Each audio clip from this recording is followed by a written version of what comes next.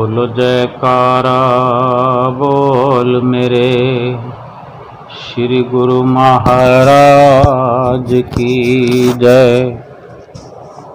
सभी गुरुमुख प्रेमियों से सप्रेम जय सच्चिदानंद। हम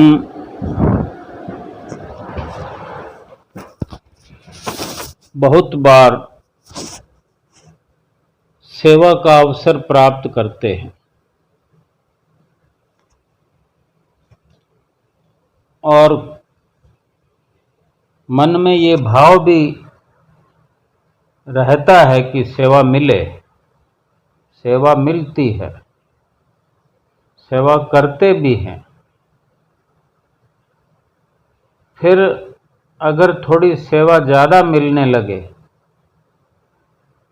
थोड़ा अगर हमारी जो अंदरूनी ताकत है उसका हमें थोड़ा ज्ञान होने का अवसर मिले कि हमारे अंदर कितनी ताकत है, तो हम पाते हैं कि हम अपने आप में कमज़ोर साबित होते हैं। सेवा करते हैं, चाहते भी हैं और समझते हैं कि सेवा का बहुत बड़ा लाभ है जिसका कोई हिसाब नहीं है। और जो बहुत ही लाभ वाली वस्तु है उसको प्राप्त करने में हम कमज़ोर क्यों दिखने लगते हैं?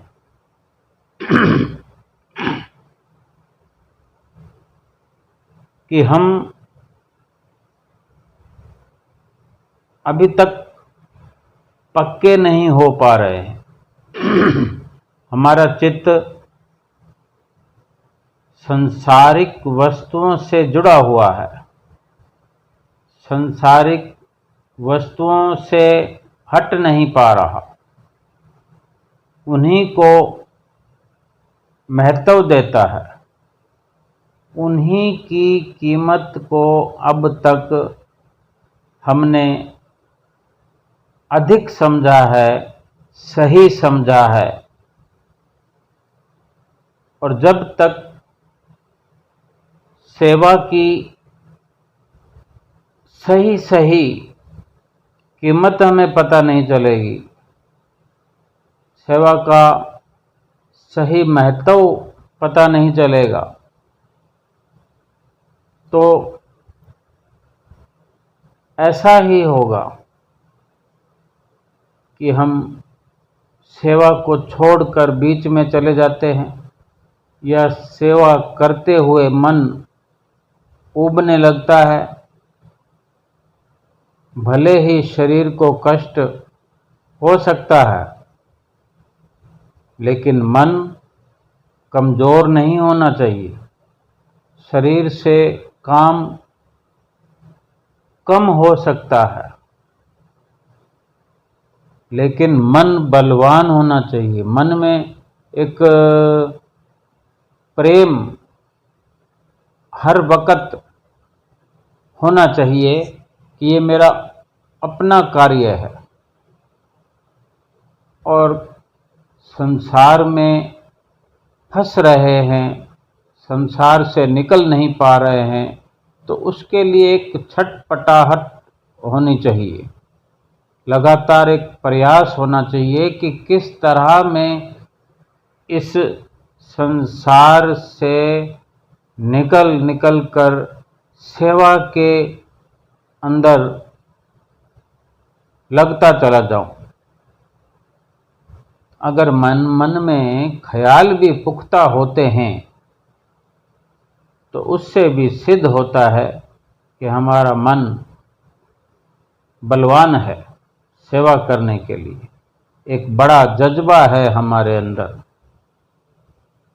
तो भले ही संसार में रहें, संसार के कार्य व्यवहार करें, लेकिन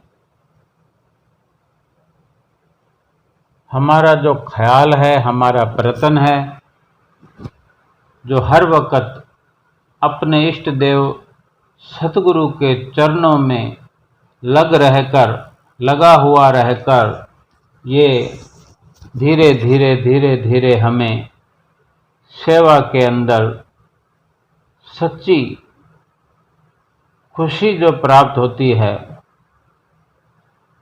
वो एक दिन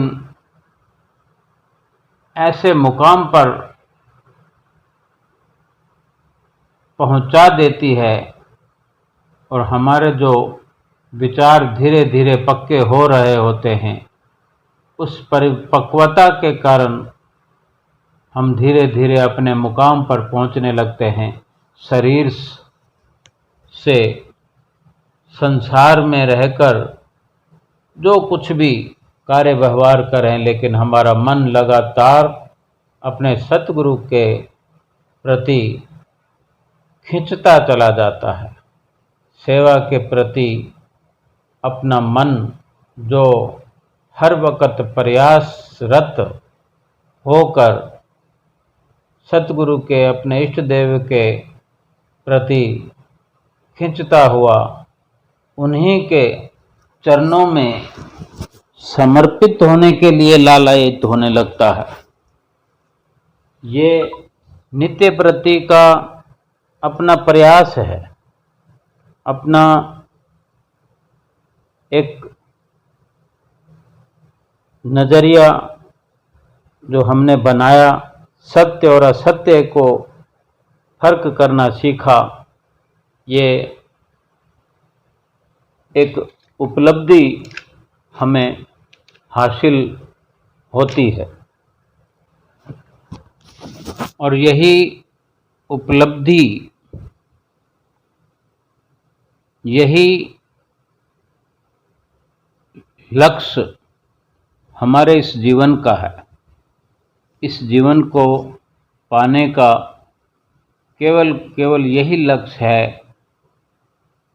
कि सत्य और असत्य में फर्क करना आ जाए, अपने सतगुरु के प्रति अनुराग हमारे मन में लगातार बढ़ता चला जाए, सतगुरु की आज्ञा में, रहनुमाई में रहकर अपना लोक और परलोक संवर जाए। यही तो इस मनुष्य शरीर की बहुत बड़ी उपलब्धि है कि मनुष्य शरीर पाकर यही कार्य करने के लिए हम इस संसार में आए हैं। और इस शरीर का, मनुष्य जीवन का प्राप्त होना सकारत हो जाए, इससे बड़ा कोई लाभ इस मनुष्य जीवन में नहीं है। और ये हमारे इष्ट देव सतगुरु दाता दीनदयाल जी महाराज जी हमें हर वक्त चिताते हैं, सही मार्ग दर्शाते हैं, नित्य नियमों की पालना करवाते हैं, सिमरन में लगने के लिए हर वक्त प्रेरणा देते हैं। सूक्ष्म तौर पर भी हमारे अंदर कोई न कोई हलचल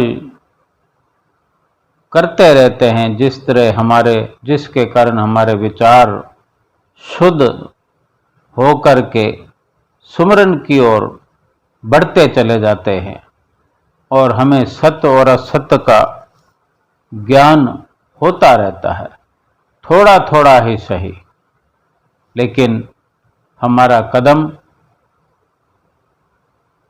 सच्चे सुख को प्राप्त करने की सफलता प्राप्त करता है। और जो हमारी कमजोरियां हैं वो हम दूर कर पाते हैं। जब तक हम अटल विश्वास अपने सद्गुरु पे नहीं करते हैं, तब तक ये हमें तकलीफ आती रहती है और हमें पता लगता रहता है कि मैं तकलीफ में हूं। और जब हमारा विश्वास पक्का हो जाता है, हमारे विचारों में दृढ़ता आ जाती है, फिर उसके बाद किसी भी तरह से कैसी भी तकलीफ आए हमें विचलित नहीं कर सकती, क्योंकि हम ये भली भांति समझने लगते हैं श्री सतगुरुदेव महाराज जी की कृपा से कि जो भी दुख आ रहा है, चूंकि हमने अपनी डोर अपने इष्ट देव सतगुरु के चरणों से बांध दी है, अपने जीवन की डोरी सतगुरु के हाथों में सौंप दी है और अब उनकी जिम्मेवारी है, हम उनकी निगरानी में हैं, हम उनके भरोसे पर हैं। और भरोसा भी ऐसा है कि वो डामाडोल हो नहीं सकता। और जिसका भरोसा अटल हो, विश्वास अटल हो, जो हर वक्त अपने सतगुरु से अपने रिश्ते की डोर की मजबूती को देख रहा हो कि कहीं उसमें कमजोरी ना आने पाए, और इसी अटूट बंधन के चलते दृढ़ विश्वास के कारण हमारा जो भक्ति का सफर है वो अधिक से अधिक सोपान तय करते हुए उन बुलंदियों को छूता हुआ मालिक के, सतगुरु के, इष्ट देव, परम पिता, परम ब्रह्म परमेश्वर के धाम में पहुंचने लगता है, पहुंच जाता है। ये बहुत बड़ा इस जीवन के अंदर लाभ है, परलोक में साथ जाने वाला सरमाया है, भक्ति का धन है, जिसको प्राप्त करने के लिए ही मनुष्य जीवन में हम आए। वो लक्ष्य फिर पूरा हो जाता है, सतगुरु की प्रसन्नता प्राप्त हो जाती है। और जिसको सतगुरु की प्रसन्नता प्राप्त हो जाए, जिस पर सतगुरु दयाल हो जाए, रोज गायन करते हैं, जिस पर होवें सतगुरु दयाल, भक्ति धन से करे निहाल। वो दयाल हो जाएं जिस पर, उसको भक्ति के धन से निहाल कर देते हैं, माला माल कर देते हैं। और इससे बढ़कर क्या लाभ हो सकता है। ये गुरुमुख भली भांति जानते हैं कि यही हमारी भलाई का, सुख का स्रोत है। श्री सतगुरुदेव महाराज जी के श्री चरण कमलों का ठिकाना। एक लीला है कि एक भक्त्यानी अपने गुरु महाराज जी के डेरे में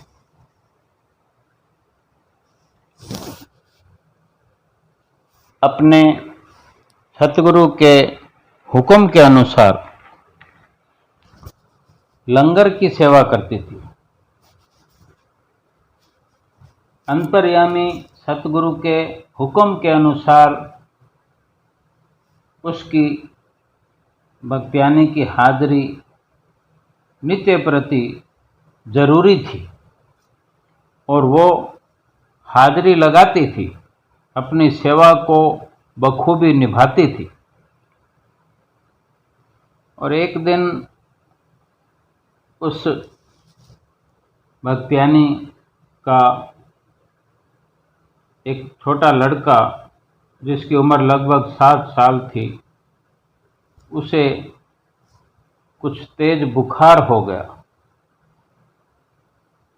तो उस भक्त्यानी ने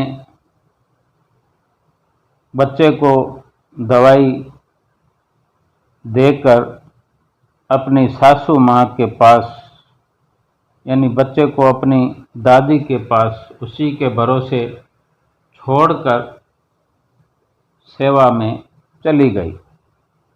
सेवा को पीठ देना या सेवा में नागा करना उसका कभी भी नहीं मन करता था। यही कोशिश रहती कि सेवा में और हाजिरी में अवश्य पूर्ति होनी चाहिए। तो जब सेवा कर रही थी तो अब माता है तो अपने बच्चे का तो उसको ख्याल लगा ही रहता है, और सेवा करते करते मन में अरदास करने लगती है कि हे सच्चे पातशाह, हे मेरे मालिक, मेरा बच्चा घर में बीमार है, मुझे जल्दी छुट्टी मिल जाए, ऐसी मेरी इच्छा है कि मैं अपने बच्चे को जाकर फिर से संभाल करूं, बच्चा छोटा है। तो गुरु महाराज जी अंतर्यामी हैं, सब सुनते हैं अरदास को, सब कुछ जानते हैं, अंतर मन की अपने सेवकों की सब देख रहे होते हैं। उनकी लीला तो न्यारी होती है। और इसी प्रकार वो भक्त्यानी आज्ञा मांगने के लिए गई कि मुझे घर जाना है। तो तुरंत पहले ही गुरु महाराज जी ने कह दिया कि जाओ पहले चाय बना कर ले आओ संगत के लिए। तो अपनी बात कह भी नहीं पाई थी और हुक्म सुना दिया गया उसे, क्योंकि गुरु महाराज जी सब जानते हैं और जैसे कोई उसका कुछ अच्छा सोच रहे हों। लेकिन गुरमुख सेवादार नहीं समझ पाते हम, क्योंकि हमारी बुद्धि इतनी नहीं है कि हम सतगुरु की लीला को समझ पाएं। तो वो भक्त्यानी बेचारी चाय बनाने लग गई। चाय बनाकर दोबारा फिर आज्ञा लेने गई तो श्री गुरु महाराज जी ने कहा, हलवे का प्रसाद भी बना लो। हलवा बनाने लगी भक्त्यानी। सेवा करते करते रोते हुए उस भक्त्यानी को देखकर फिर सतगुरु जी बोले कि अब घर जाओ और ये भगत जी तुम्हें छोड़ आएंगे। तो उस भगत जी ने भक्त्यानी को गाड़ी में बिठाया और घर की ओर चल पड़े। रास्ते भर वो भक्त्यानी बेचारी रोती रही, दोनों हाथ जोड़कर अपने गुरु महाराज का ध्यान भी करती रही। घर की ओर पहुंच गई और अपने बच्चे का लगातार ध्यान लगा हुआ था कि मेरा बेटा किस हालत में होगा। इस चिंता की अवस्था में जो घर पहुंची तो क्या देखती है कि उसका लड़का घर से बाहर ही अपने छोटे उम्र वाले लड़के के साथ खेल रहा है। दूर से ही दिखाई देने लगा और जोर जोर से हंस भी रहा है, बातें भी कर रहा था। और फिर क्या हुआ तो भक्त्यानी ने गाड़ी से उतरकर तुरंत उसको जाकर गले से लगाया और पूछा, बेटा कैसी तबीयत है? तो लड़का बोला, मम्मी आपके जाते ही वो बाबा जी की ओर इशारा करता है कि जिन बाबा जी का फोटो उनके घर में है, गुरु महाराज का,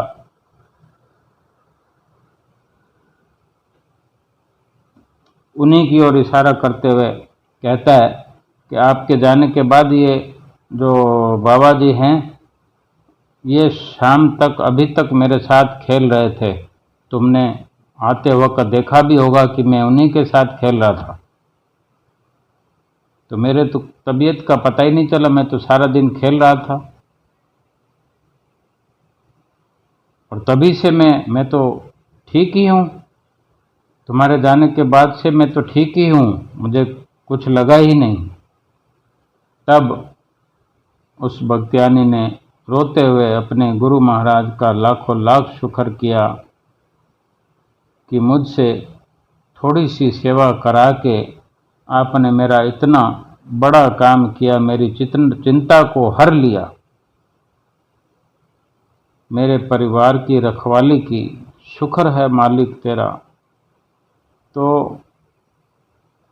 हमको ये विचार करना चाहिए, करते भी हैं हम, कि अगर श्री गुरु महाराज जी ने हमें सेवा किसी भी तरीके से अगर बख्शनी होती है तो उसमें हमारा भला ही निहित होता है। इसी तरह हमें थोड़ी थोड़ी सेवा का अवसर देकर हमें पक्का करते हैं, हमारा मन पक्का करते हैं, हमारा विश्वास पक्का करते हैं, हमें अपनी मानसिक स्थिति से ऊंचा उठा देते हैं, हमें मजबूत बना देते हैं। हर पल हर प्रतिपल हमें हिदायत करते हैं, प्रेरणा देते हैं कि हम सेवा में लगें, सुमरन में लगें, नित्य नियमों में लगें। यही मनुष्य जीवन का लक्ष्य है और इसी में अपने इष्ट देव सतगुरु की प्रसन्नता भरी हुई है। बोलो जयकारा बोल मेरे श्री गुरु महाराज की जय।